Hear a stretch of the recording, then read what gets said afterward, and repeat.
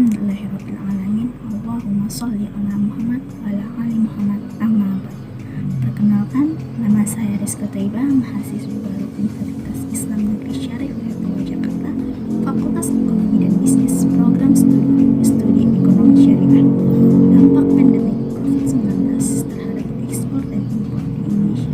Saat ini, COVID-19 telah menyebar luas ke banyak negara, termasuk Indonesia, yang kian semakin memburuk dengan bertambahnya jumlah korban.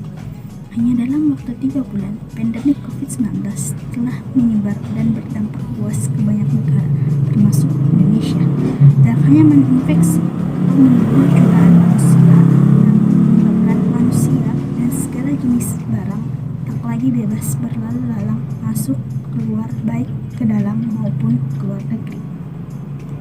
Beberapa waktu lalu, riuh dalam perdagangan bebas yang selama ini memompa perekonomian dunia seketika senyap dan sepi peminat.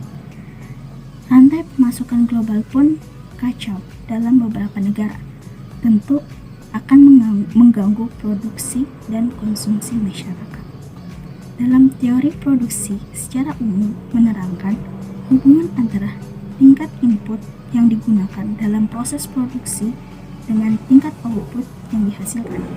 Output produksi yang diharapkan berpotensi tidak tercapai apabila ada salah satu faktor input yang terganggu. Yang dalam kondisi ini, tenaga kerja tidak bisa lagi menghasilkan produksi dikarenakan pandemi COVID-19. Namun, di sisi lain, konsumsi kebutuhan saat pandemik maupun sehari-hari harus terpenuhi. Tetapi, hasil produksi yang dihasilkan tidak dapat mencukupi permintaan terhadap barang-barang tersebut. Maka, apabila kekacauan dalam perdagangan semakin meningkat, akan mengakibatkan harga naik, kemudian dapat memicu terjadinya inflasi, yang tentu akan mempengaruhi pendapatan dan kebutuhan dalam masyarakat.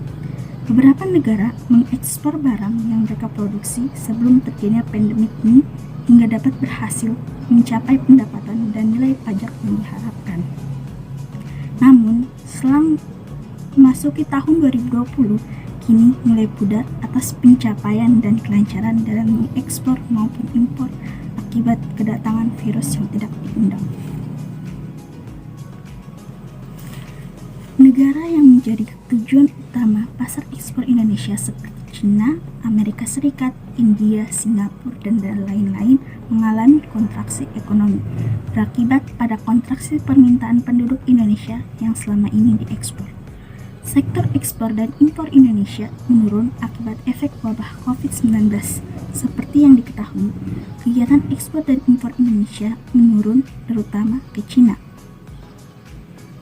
Menurut Zaldi Meshita, selaku Ketua Asosiasi Logistik Indonesia, kegiatan impor dari China menurun sebanyak 30%, padahal kegiatan perdagangan antara Indonesia dan China berjalan intens. Wabah COVID-19 menimbulkan penurunan pendapatan di ekspor dan impor tanah air. Penurunan ini terjadi dari berkurangnya kegiatan ekspor terutama ke China. Sektor batubara merupakan sektor yang mengalami penurunan paling banyak. Selain itu, pengiriman barang segar juga ikut terpapar dampak dari wabah tersebut. Para eksportir buah yang paling menangis adalah mereka yang melakukan penjualan atau pengiriman barang dengan menggunakan skema CNF, Cost and Freight, atau CVR, atau pembayaran yang dilakukan setelah barang tiba di pelabuhan tujuan ekspor. Bahkan ada yang sudah mengirim barang di kapal, namun di tengah perjalanan terjadi pembatalan.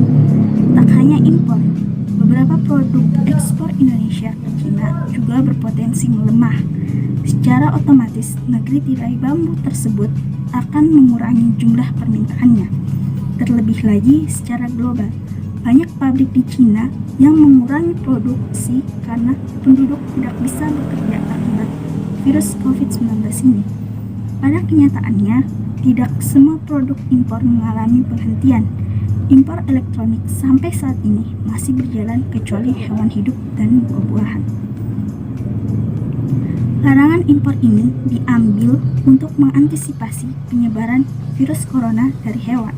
Pasalnya, penyebaran virus yang menewaskan ribuan orang di Cina itu diduga tak hanya melalui manusia saja, melainkan juga hewan.